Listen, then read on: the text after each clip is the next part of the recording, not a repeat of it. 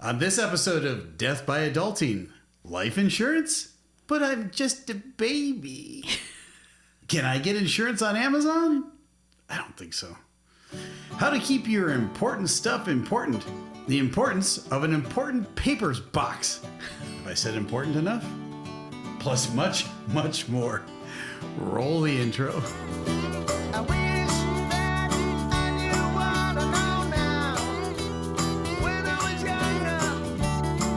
Well, welcome to Death by Adulting, the very important episode of Death by Adulting. Yes. And I'm your host, Megan Scheibner, with my co-host, just a baby, Dr. Steve Scheibner. Yeah. No, I'm important. I'm a doctor. You are important. a doctor. This is one of those episodes that really falls into the category of you don't have to like it, you just have to do it. And it's life insurance. And why do we get it? And who should get it? And how do you get it? And there's so much to think about with it. Yeah. It's one of those things that kind of slides by and then, you needed it. Yeah. And so it's the adultiest of adulting topics. It is. Right? And I know it's like it's dry and you're thinking, I want to go something more entertaining. Stop right now. This is probably the most important episode we've ever done because you've got to get insurance, and let's talk through what that's about and how to do it. Yeah. Any kind of insurance is important as an adult. Right. Well, the government requires you to get car insurance and health insurance. Right. But you don't have to get life insurance necessarily, and that's the most important one. Yeah. And you know it's an adult thing. One of our sons texted me the other day, and he said, "Hey, Mom, do you remember when I used to be on your health insurance?" And I said, "Yeah." And he texted and said, "Those were good days. Those were good days." But he can't be on our life insurance. So here we go. Yep. So who needs life insurance? Adults. Adults need life insurance. And it's not an exciting thing to do. It's not a, hey, this is the best date we've ever had, but it's definitely something that needs to be taken care of. Could we, let's go all the way up the spectrum. Single male, single female. Do they need life insurance? Probably not. Maybe though. Okay. You at least need insurance to cover your burial. Burial? I say that right? I would say it depends on how many assets you have and so forth, and kind of your position in life, whether you have life insurance or not, and your extended family, like if you want to take care of your mom and dad and that sort of thing. So, but probably not as much as a newly married couple. Right. Yeah. And that is one of the things with life insurance, that your needs change. Mm-hmm. So as a single man, you might not need it. As a newly married man, you do need it. As a dad, you need it even more, right? And it changes over time. So for us, when Steve was in the Navy, they highly encouraged everyone to get life insurance. So they set up a program for us to go to a presentation, and we went and we heard a man talk about life insurance, and it was all naval aviators and their wives, and most of us had one, maybe two children, and we all bought life insurance at that time, and it ended up being really important, didn't it? Yeah, when you're young and you're bulletproof and you think you're going to live forever, you don't really want to think about these things. And so it's easy to put off the decision to get life insurance because you're going to live to be, 100 years old? Everybody knows There's that. time. But that's not always true. And, now you say, well, Steve, you were in a high-risk occupation. You were a Navy pilot. And there's no doubt about that. And so it does wake you up, and you've got to think, hey, maybe I need to get insurance to take care of her. Now, you could say, well, if you're young, she's going to go out and get remarried. Yeah, she might. Most likely she would. Maybe not in this case that we're going to talk about. In that in-between time, you have expenses and needs and all that stuff. So I need to take care of her whether I'm alive or I'm not here anymore. And I think about Bruce and Julie. And Bruce Wolf has been gone for a long time. But Bruce was a peer of mine.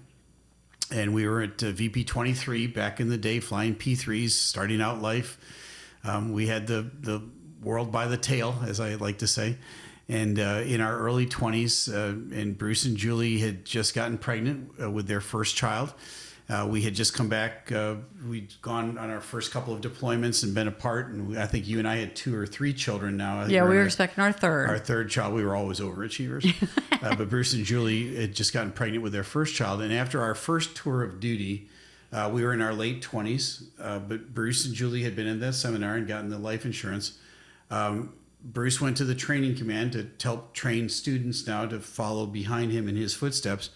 And in a very tragic accident, Bruce was killed in a trainer. It's that morning where you get up and you put your flight suit on and you wave goodbye. Hey, honey, I'll be back. What's for dinner tonight? I'll see you around 6 o'clock. A totally normal day then just descends into total despair when you get that phone call or the car shows up at your Julie front was door. waiting for Bruce to come home to go out on a date. Right. And the black SUV pulls up in front, and it's men from the squadron that are coming up to your door. And you're thinking to yourself, this can't be good. And it wasn't. And so with that being said, Bruce had perished in a tragic accident. But Julie suddenly goes from being a wife to a widow, and her source of income is completely evaporated. And Julie never married again. Bruce was he was it. Right. And now that's not the norm, I wouldn't think. Right. But Julie never married again. But Bruce took care of her through that insurance policy. And so I think having at least at a minimum a term life insurance policy, and you have to sit down with an insurance agent, go over what your needs are. There's lots of great agencies out there and people that will be straight up with you about it. But for me passing away, the amount of coverage I got on you was less. It was more for you than it was on me. So if you passed away, and I don't want to get too confused about this. If you passed away, I still got my job. I still got my livelihood. The income is still coming in. Well, and that's where you have to look at your family, because Right. if the wife is the main breadwinner, perhaps the larger insurance is on the husband if he's who's taking care of the children. If he's going to stay at home Right, behind. because there's going to have to be childcare. Correct. If you have children. And so you started throwing out terms. There's term insurance, there's whole life insurance. So are you saying I shouldn't just go to Google and Amazon to get my life insurance? No, I'd say I'd sit down with a professional and have a conversation. Get yourself educated about it first. Some people like a whole life insurance policy. A whole life insurance policy builds some equity so that when you get to the end of the policy, there's some residual value left that you can cash out on. It's very expensive, and you don't get as much insurance for as much money. It's a forced kind of really poor savings plan. You could do better on your own. But It did pay for one of our children when your dad passed away. Yeah, that's true. But you got to be disciplined Yeah. with that. I would say classic insurance is term life insurance. X amount of dollars a month, and here's how much coverage you get. And the term is for 20 years or 25 or 30. At the end of that, it's done. There's no residual value to it at the end. But if something were to happen in that 20-year time, it would pay off. And then you look at your life at that next moment and go, oh, here's the life insurance I need for this. Right. Because you're 64 and I'm 62, and we have life insurance simply on you. Correct. Because if I pass away, you're fine. Right. But we've got enough money saved up now between my 401k. Yeah. So the nest egg has grown over the years, and so I don't need as much insurance going into my latter years. If I perish, she's taken care of. I've had this insurance for 5, 6, 7 years now. So 7 years ago, the nest egg wasn't quite as big. So it's nice to have that extra layer of protection. Yeah, we have talked to some young couples who ladies, I'm going to pick on us, but are like, well, I don't want to talk about death. I don't want to talk about dying. That's just not something. It's a loving thing to get life insurance. That's how we care for one another. And so we're going to say to you, that's what adults do. Adults get life insurance, Right. Which leads to the second half of today's program, which is the other thing adults do. Children, teenagers leave important papers laying around and they lose them. Yes. And when they need their vaccine record for college, they go, oh, I know my mom gave it to me, but I don't know where it went, right? Adults have an important paper box. And so we're going to encourage you to get an important flame-proof paper box. Right. And here are some of the things that you should keep in your important paper boxes. Steve, if I've forgotten any, just throw them in. Sure. Your passports should be in your important paper box. Now, you travel all the time Right. overseas, so your passport is with you. Mine's in the important paper Because box. I use it all the time for work. Yeah, But I'm different. So our important paper box for many, many years had 8 kid folders and our folder, because your kids' passports need to be in there and their vaccine records. Now it's just us in the important paper box. It's much less empty, but I gave the folders to the kids when they left home. When they left for college, I gave them an important paper box. Right. I got them a box and I put their folder in it. You should have your passport. You should have your birth certificate in it.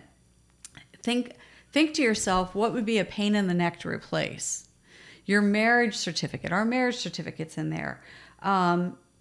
Your Social Security cards. Now, when we were newlyweds, I was one of those irresponsible leave papers laying around, and we moved frequently, especially in the early years when Steve was in the training command, and I lost my Social Security card. Right. And I've been trying to replace it for going on 35 years now. It's It's not just easy hard to to do. do, especially as an adopted kid with a different Yeah. last name, right? And you get your maiden name and married Yep, name. And, yep. So those my are the word. things you want to have in your important paper box, and you want to have it somewhere that everybody knows where it is. Correct. Right?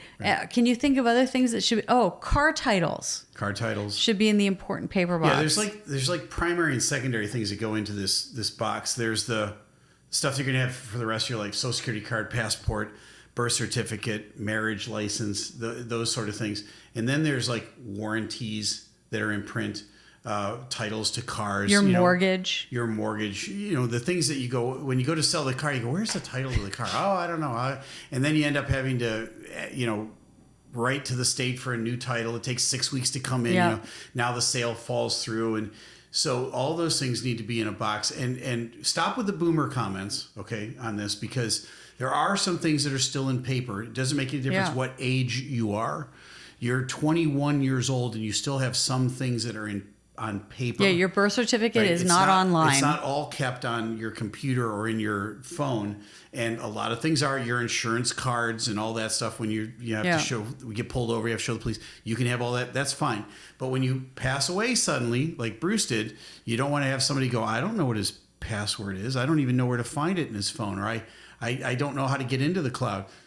An important paper box is just really simple. Okay, and now we want to speak. We don't often speak to our older listeners, watchers. Speaking of which, if you're watching and you're enjoying this, can I ask you to like and subscribe? That would mean the world to us, and you'll always know when another episode is coming out. So, Yes. yeah. For our older listeners, Right. I would encourage you to get, and there's a commercial version of this you can get called a knock box, which is simply a next of kin box. And it's like your important paper box, although you put copies of all the things from your important paper box in it, so that should Steve and I perish together, our kids aren't flailing. You're not leaving them trying to sell things, trying to find wills, trying to find out where all the money is, the passwords for things. Get a knockbox. You can buy the commercial one. We don't get sponsored by them, Right. but I'd encourage it, or buy one of your own that can be locked, and then make sure a couple of your kids have the keys. Right? And I think there's 2 things that we left off our list that need to go in that important paper box. And one is your last will and testament.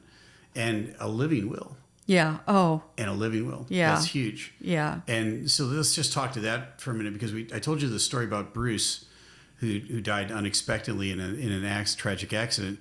But one of our daughters, her husband, 31 years old, had a stroke. And he had an undiagnosed condition that caused this stroke to come on. And he was rushed to the hospital, a massive stroke. Half his brain basically was Dead. And they had to remove half of his skull. And all of the decisions that go on in rapid fire succession within minutes of each other, once you enter the doors of the hospital, you want to have a living will that tells the doctors and the nurses what they can and what they can't do. If you want to be resuscitated, have that written. If you don't want to be resuscitated, have that in writing. That living will absolutely make everybody around you's life much better and easier at that moment that tragedy might strike in your life. And I don't think we realized how important it was until we watched it in action. Correct. Because our daughter and her husband had literally only made their living will 10 days before. Yeah. and because they were starting a business. Correct. And the doctors, when they went into surgery, carried the living will with them. And as they were making decisions, turned and looked at the living will. So you really want to think about the things that are part of a living will. You know, do you want your skull cut off? Now, we immediately did living wills with all our kids because we'd been kind of lax in that area. But the younger ones, we said, you know what, if you get a motorcycle against your mother's wishes, obey your mother, you know, and you have an accident and cutting off your head is going to save your life, you know, perhaps you want to do it. At my age, I've had a good life. I'm not sure that cutting off your head is going to save your life, but cutting off your skull. Opening your skull. Yeah, opening your skull. Let's be clear. Yeah, let's be clearer. Yeah. So you want to talk through those things. And so now when we travel and speak to parenting audiences, we say when your child gets a driver's license, make sure they have a living will because you don't want to have to be making those decisions. Yeah. And, you know, do you want to be an organ donor or not? Now, a lot of times that's on your driver's license, depending on what state you're from. Right. Which makes that decision a lot easier, but that could be something that you could put in your living will. All of these things that we talked about today, the important paper box, the knock box, the life insurance, really what it comes down to is the character quality of consideration. Correct. It's thinking about other people because the truth is we're not going to live forever. Yep. And when we go, we get to be with the Lord and it's going to be good. But the people who are left behind, we want to make it as easy as possible for them. Yeah, I agree. So these are the adultiest of adulty issues. They are. They're not exciting. Right. They're kind of boring. Right. But as I said in the intro, they're important. They're really important. They're very important. Yeah. So take us up on it. All right. Well, this has been Death by Adulting. I'm your grown-up, very adult host, Megan Scheibner, with my co-host, Dr. Steve Scheibner. And remember, when it comes to adulting, what doesn't kill you just makes you tired.